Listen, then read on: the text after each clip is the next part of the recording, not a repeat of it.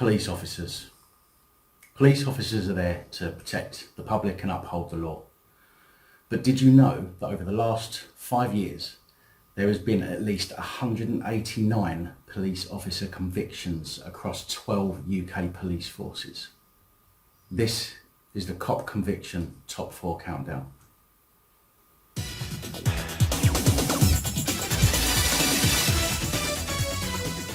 At 4 is Merseyside Police with at least 12 convictions, including making, possessing and distributing indecent images of children, voyeurism, possession of Class A drugs and sexual assault. In at number 3 is Northumbria Police, coming in with at least 16 offences, including possessing extreme pornography and indecent images of a child, public order, criminal damage. And on mover at number 2 is Greater Manchester Police with 32 convictions, including voyeurism, sexual activity with a child under 16, possession of indecent images of a child, supplying Class A drugs, and murder, to name but a few.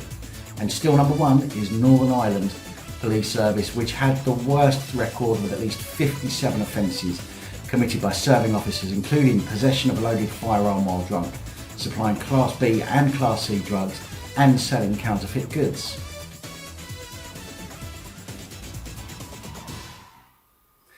Now, although I made light of that top 4, this really isn't subject matter to laugh at. Every day, we the people expect police officers to be of good character, to carry out their duties, which we the public have bestowed upon them, to be professional at all times and to enforce and uphold the law. But more and more, we're hearing about these officers being convicted of the very crimes they arrest for. Now, I understand that the police are still human beings, but this isn't like forgetting to order some stock or accidentally shortchanging a customer. The role of the police has changed so much over the years.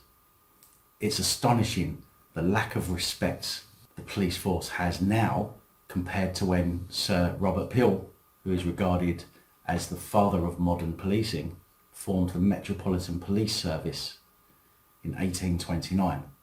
And it's no wonder when the entrance qualifications now seem to consist almost solely of those with narcissistic, megalomaniac and sociopathic tendencies.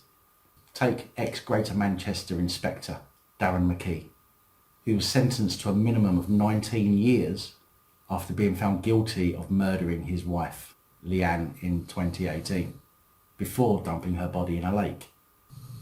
Or Northumbrian Superintendent Rob Kerman, who in 2017 was convicted on public order, criminal damage and assault charges.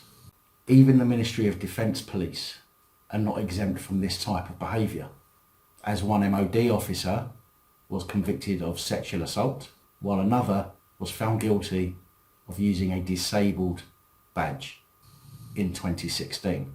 Now, I want to be straight and explain that not all of the convictions were for what might be classed as serious offences.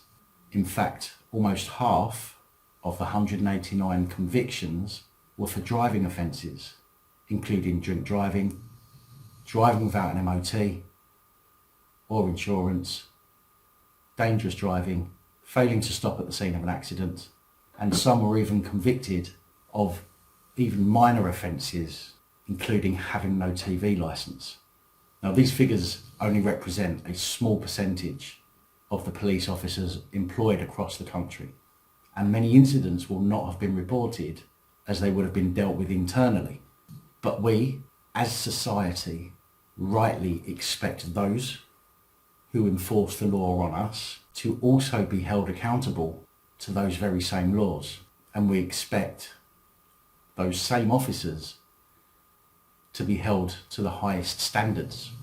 There are many decent police officers out there who actually joined the police force to uphold the law and protect the public.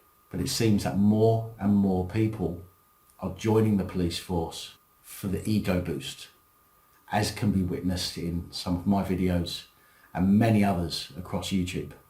It seems that in today's society, the police simply want to assert their authority onto everybody and demand respect, whilst forgetting that respect is a two-way street, and that without us, the public, their job will be much harder than it is.